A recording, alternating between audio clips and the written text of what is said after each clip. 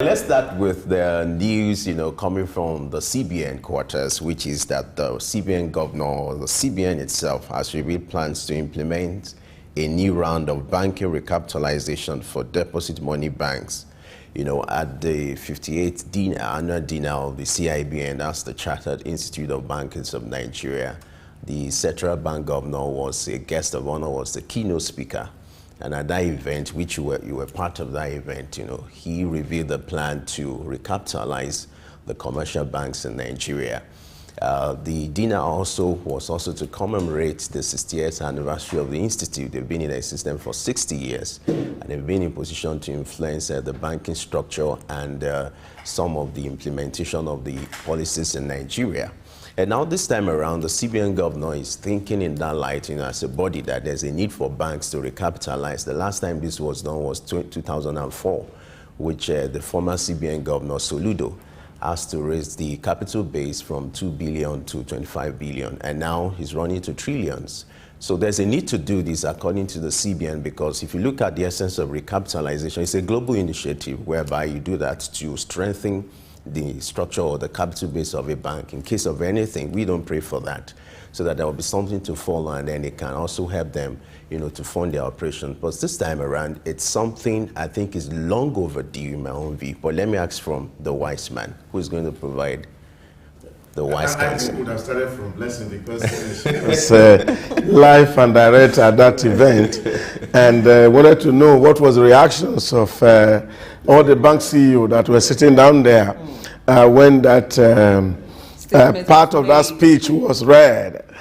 Whether people were smiling or they were frowning. Yes, at an event like that, people just smile at almost everything said. Like when he said there's a need for the bank, the CBN will ensure that banks increase their capital. So there wasn't any special reaction, like maybe you get an uproar or you get an applause, but it was just like, because they know the work that needs to be done in order to have that happen. And I know that some CEOs may be thinking, would there be a need for a measure? Because that happened at the time that the former CBN governor, Soludo, actually asked that banks increase their capital. It led to the merger of some banks, and that gave us about 25 banks nationwide. So I don't know how they're going to do that, because there was no reaction, maybe because of the time of the event. It was a late event. So if there had been more time, perhaps maybe one or two CEOs may have made a remark regarding that. But it's just like, okay, yes, sir, we hear you. Yeah, we'll see what we can do about that. You see, in cases like this, when you make some pronouncement that resonate with people, it's just natural to see applause or thumbs up and say, oh, this is what is required. But you see, I think what the CBN governor did at that event was to ask a very rhetorical question. We have introduced to everybody what the current regime said they want to do. That they want to build a $1 trillion economy in 7 years. So by the 2030, Nigerian GDP should be about $1 trillion. That's huge. And the question was, can our banks, as they are currently run today, support that kind of an economy? And he said, in his view, the answer is no. So it's one thing to see government is having a very ambitious programs, ambitious policies to see that we take Nigerians out of poverty. But one person cannot do it. This requires a whole lot of people to put their heads together and see how we can grow that economy to that $1 trillion threshold. This is what is on the table. And this is why the banks are not telling the truth. Because they themselves know what is going on between them. I was asking my friend on Saturday, don't you see what happened at the end of every month? Why banks are struggling to balance their book? They know they are not healthy, really. That is the truth. Only very few banks are healthy. So we're asking on Saturday, why is it difficult for businesses in Nigeria to merge or to combine energy, assets, infrastructure, to do business so that they can actually leverage and have competitive advantage? But we know that everybody is, fractionalizing. We are becoming more and more without really adding value. You know that happened. Because if you know what has happened or transpired, pre 2004, where banks were sinking and depositors' funds were also sinking alongside, people suffering all manners of stroke that were needless because all they have worked for in their life, somebody has just, painted the outside of the cup, whereas the inside were very dirty. And we see this happen in the corporate world. We can't forget not even banking alone, even the Cadbury case, where all that was being shown on the outside was different from what was actually happening in the inside. And I think it's a wake-up call for Nigerians, really, and not just looking at the banking sector, even including manufacturing companies, especially those that are traded in the stock market, where, of course, the true values of shares are not disclosed. And we keep pumping this thing up, and then this help deceiving the investors who are unsuspecting. So I think this is what the CBN governor just said, and that hit everybody very hard, that we know that we don't have that capacity. We must grow that capacity. And if that must be done, then of course, look at it. At the time in 2006, January 1, when the recapitalization of 25 billion took effect, the dollar rate was around 131 naira to $1. You see the gap. Now today we're talking about, even on the official rate, it's about 741, and you're talking about 1,130 at the parallel markets. Now, if you put that in this equation, you will discover that even the 25 billion that we are talking about is a small fraction of money compared to what dollar is selling today. So if we have to be realistic, I think the banks had to recapitalize in trillions. At least, let's say, a minimum of about 34,000 pounds or dollars. So this is $34 billion. If we will be able to support that $1 trillion economy. And I think that's what is realistic. And that's when the banks will actually be able to do banking. Commercial banking. Because what we're doing right now is agency banking. Some people take money into the bank and the bank take all the charges, and that's where their profit is coming from. Because even the banks themselves are not doing serious investment in the real sector of the economy. So we want to see a bank that is well off and not just making money from depositors alone. They are able to actually have money and they can give loan to both the formal and informal sector, and then we see the economy thrive. And I think for me, it's just saying true to powers, but it may not sound well to some people, but I think it's something that we cannot run away from.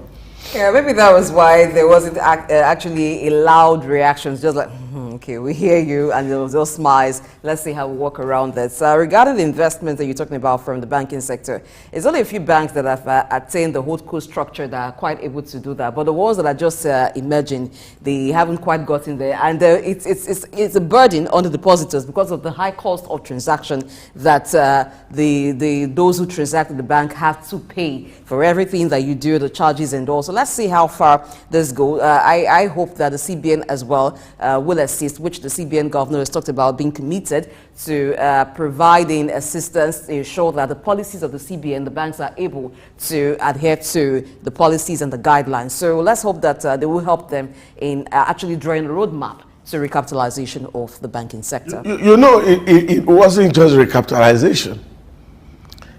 And I think this is one part of the CBN governor that people will need to take to back, and is somebody who is very realistic and see things the way they are, without necessarily window dressing the matters.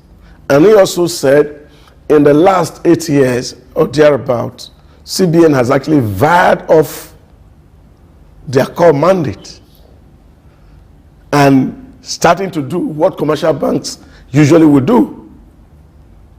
And then they take them off the real core focus of addressing the monetary policy. Now started to struggle space with the Ministry of Finance in the area of fiscal policy. And of course, oh yeah, this was quite obvious. And you remember when the Naira redesign and all of this thing happened, and this finance minister said, of course, they were not carried along. Because really, inflation control are within the macroeconomic and fiscal policies, which should be within the domain of the Ministry of Finance. But CBN took them all over, even up to the point of establishing a microfinance.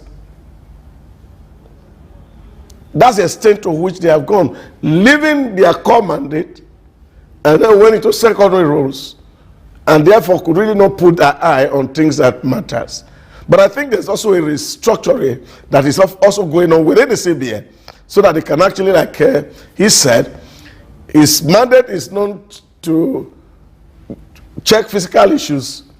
That's within the purview of the Ministry of Finance, and CBN will give them all they need their support to do that. But their own core mandate, which is monetary policy, they will ensure that that's what they focus on, ensure that banks are healthy and people are having confidence in the system. I quite agree. In fact, you needed to be at dinner to see the level of applause that was given to the CBN governor the moment he owned up that Apex Bank, has deviated from its core mandates. It was sincere enough, the level of sincerity, to own up, to show that it's committed to fixing the problem. And he gave his word that he's going to do everything to fix the problem. And that resonated with people in the building, and then they gave him applause for that. That was the high point for me at that meeting, for us to even be sincere with where we are, so that we'll get the proper understanding of what we need to do to get to where we need to be. And then if you look at the issue of the recapitalization, it's long overdue. The last time it was done was 19 years ago, not just because, like what you said, if you look at the economic indices then and now, it's long overdue. And we should even give a kudos to Soludo, not just the recapitalization, but for even saving, customers some of the funds that were trapped. Since that time, we've not recorded the issue of insolvency or solvency. We've not recorded the issue of bank, going bankrupt, or money being deposited by customers, being trapped. And since then, we've not had that. It's been 19 years. I strongly feel there's need for that. And I think it's also a wake-up call. Like you said, some of the CEOs might not even react there, but they knew within themselves that, yeah, this is a serious job, because what it means is some banks will have to merge.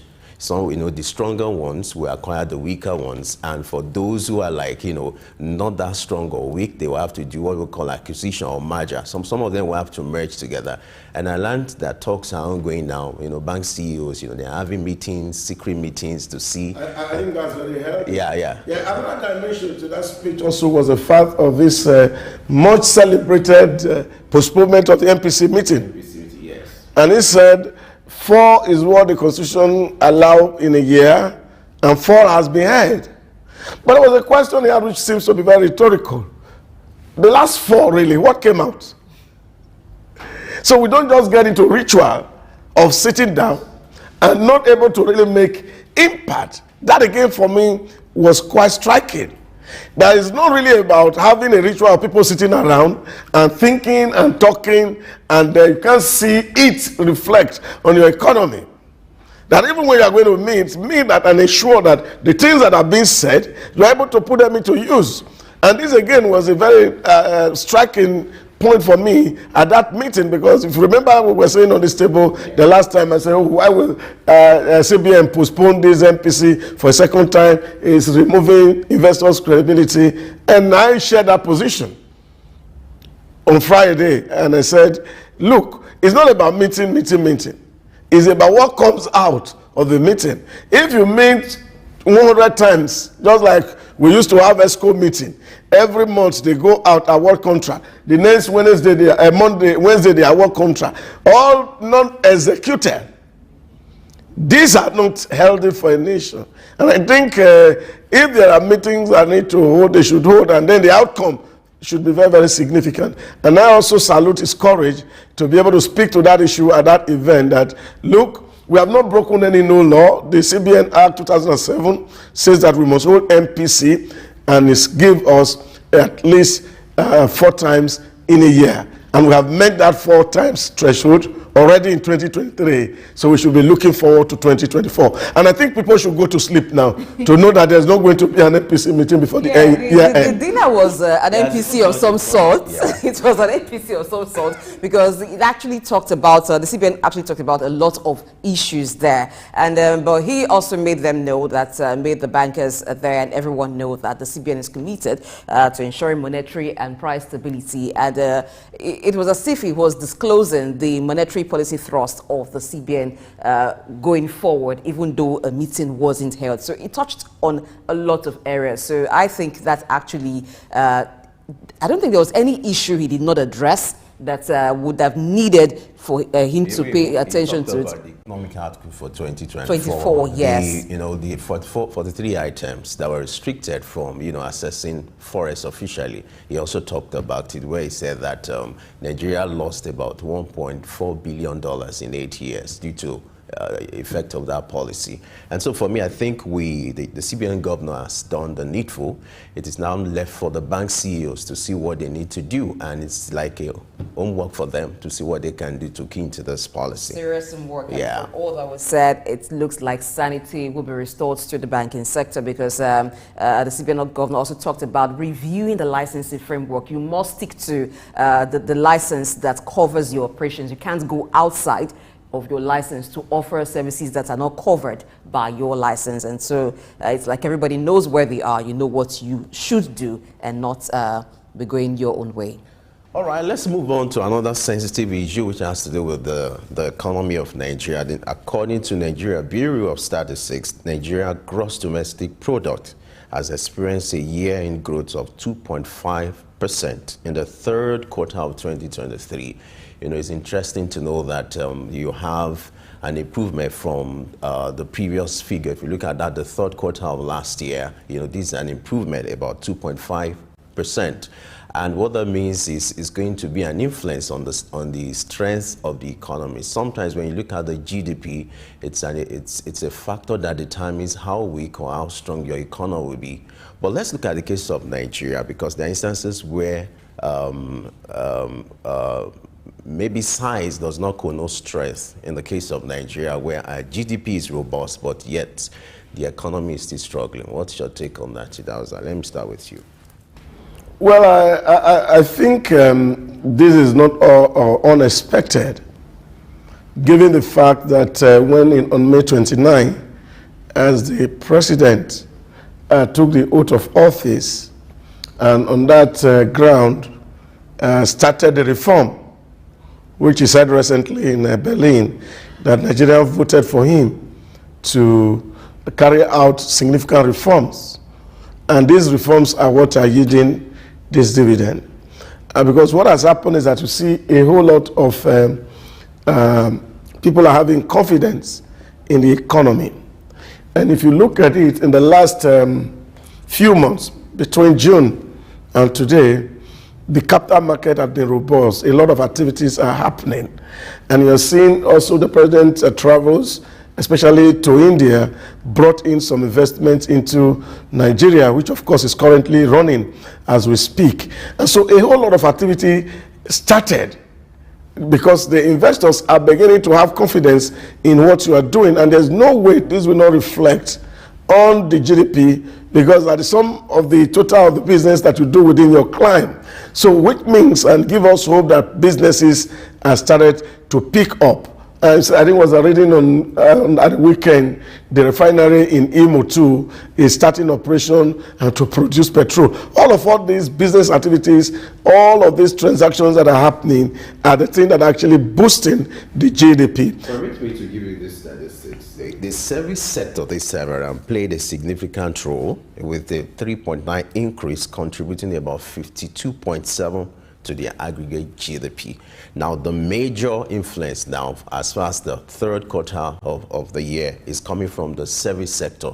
When it refers to the service, you talk about trainees, consultancies. That sounds remarkable, quite unusual. Yeah, it's not unusual. You see, the whole lot of activity also happen as we're actually winding down, moving toward the year. Also understand how our budget cycle works, because you're working on zero budget as the last regime started. So if your budget comes at approved at January, fund are not started to come in, operation really will not start until around June, July.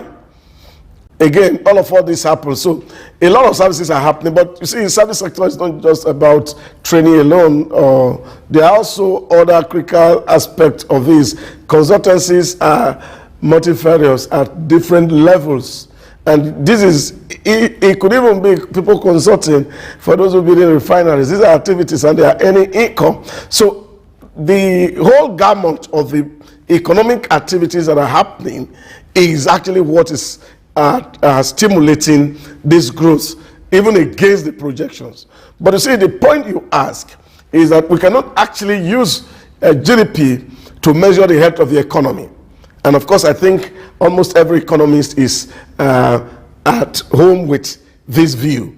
That yes, you could have GDP growth, but people talk about today, that's a price parity indicators is what is mostly used today to actually look at how healthy your economy really is. But you see, the challenge here is because you're looking at the activities happening around very few people.